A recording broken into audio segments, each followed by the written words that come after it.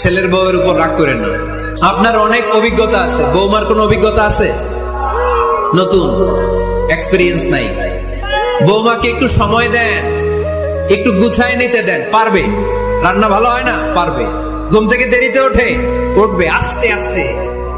আপনাদের সাথে মানায় চলতে পারে না, পারবে, সব পারবে। আপনিও একদিন পারতেন না।